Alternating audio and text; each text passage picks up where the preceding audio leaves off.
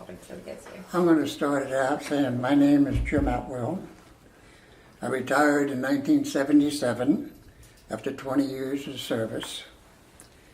I'm 80 years old, and I consider my health to be fair. I do have COPD, which restricts my physical activities a lot. When I first moved here, I was told that I had to pay 35% of my income. Plus, I had to purchase Medicare Part B to be part of their health care program.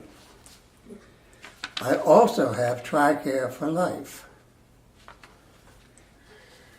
The home at that time operated just fine with 35% of my income, and I operated just fine also. We were told now that our fees on the 1st of October are going to go up to 60% of our income. I asked our chief operating officer why at a meeting, and he explained that it was because health care services, the cost of health care services have gone up. Well, with my Medicaid, Medicare, my TRICARE for life, I pay for my medical care. The home doesn't pay for my medical care. My personal situation is this. I have a fixed income. I have a retirement pay, and I have Social Security. I have the fee to pay the Armed Forces Retirement Home. I have monthly financial obligations, bills and such. I have semi-annual financial obligations like car insurance.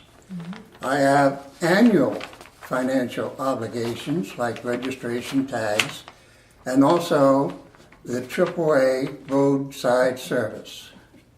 And I have that because one time I had a flat tire on my 1979 truck, and I had to change it on the side of Interstate 10. And I figured just then that I could afford AAA road service.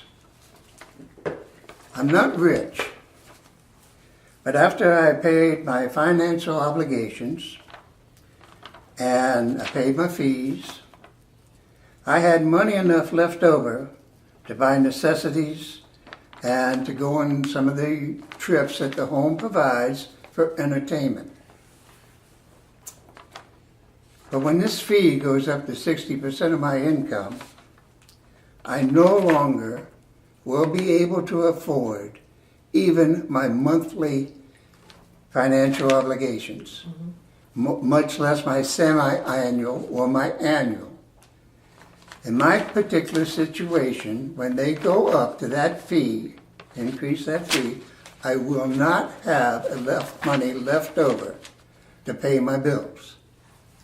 And that's not counting any of the other things, including going to Walmart to buy the necessities of life that I need.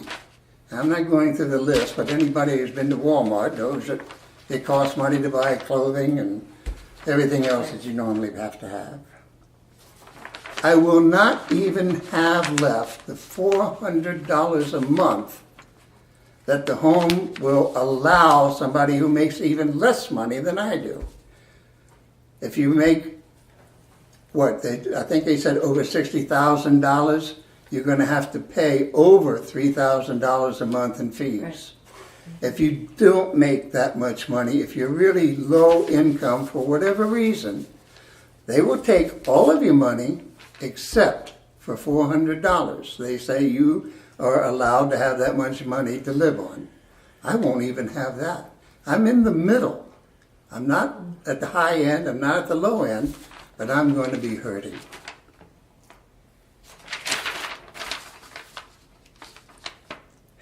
So what do you plan on doing as a result of this rent increase? Well, I'm between a rock and a hard place. I can't stay here because I can't afford to stay here. But I can't leave either because it's going to cost me more on the other side, outside, than it does even here. So I'll tell you what I'm thinking about doing. I'm 80 years old. I'm retired. I live at the Armed Forces Retirement Home, and I'm looking into filing bankruptcy. Oh. Now that's a hell of a note. Okay. What service were you in? Air Force. You were in the Air Force? Yeah. And what was your home city and state? I've wandered around so much I really don't call any place home. But I was born in New Jersey, and I came here from Nebraska. Okay. So the impact on this is going to be severe. it's going to be severe. Okay. And it's because of, I don't know, mismanagement or whatever. They made a decision to buy that new building up there in Washington and to pay for it out of our trust fund. And I think that was a mistake. Yeah. But I don't know what the solution is. Okay.